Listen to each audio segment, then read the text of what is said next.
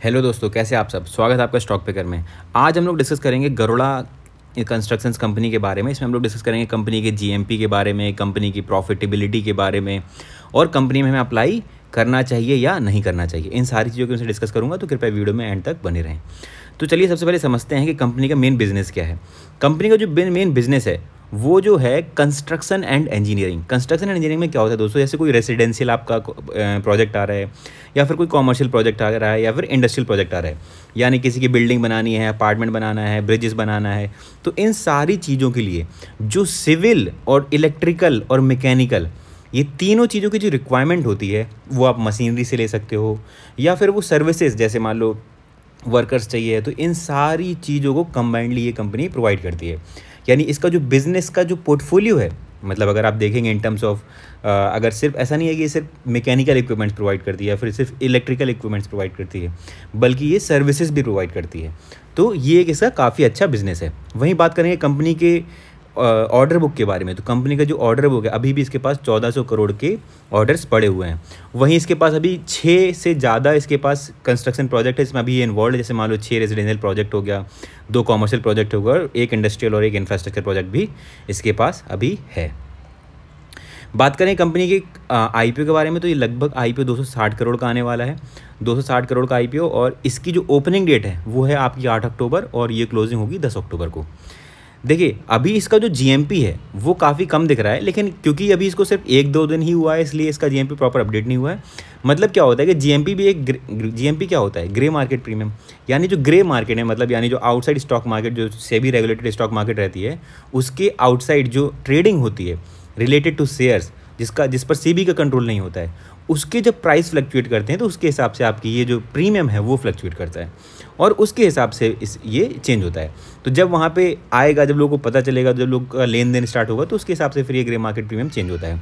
ये आपको फ्लक्चुएशन खासकर उस टाइम पे ज़्यादा मिलेगा जैसे जैसे आप इसके आईपीओ की अलॉटमेंट की या फिर लिस्टिंग की डेट के करीब पहुँचने वाले होते हैं।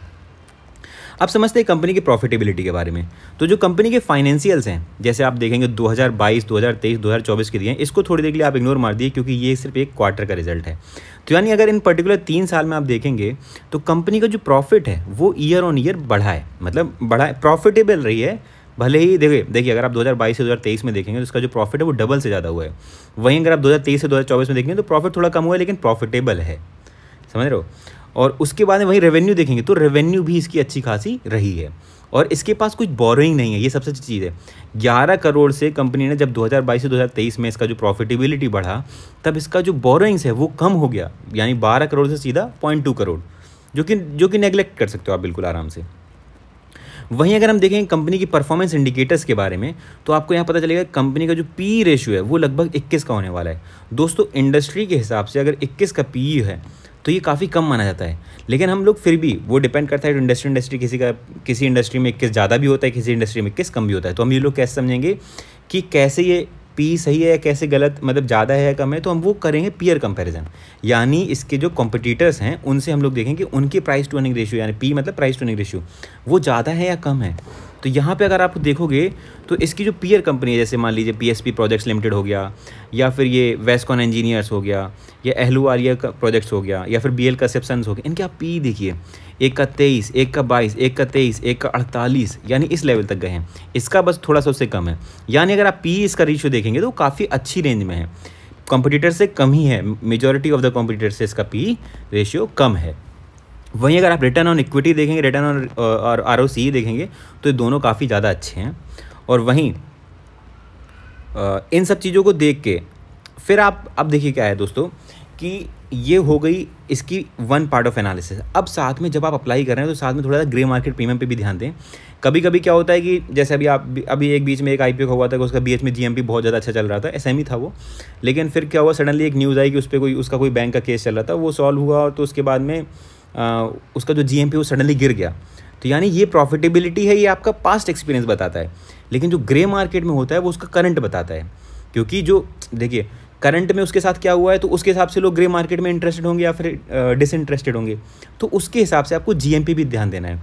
तो आप कोशिश करिए कि जब इस मार्केट का, यानी इसके एप्लीकेशन का लगभग लास्ट दिन हो, उस दिन अप्लाई करें, ताकि उससे क्या होगा, जब लास्ट दिन होगा तो आपको आइडिया लग जाएगा इसका जीएमपी कैसा रह रहा है, उसके हिसाब से आप इसमें अप्लाई करें। बाकी आप इसके अलावा खुद से भी थोड़ी एनालिसिस करें।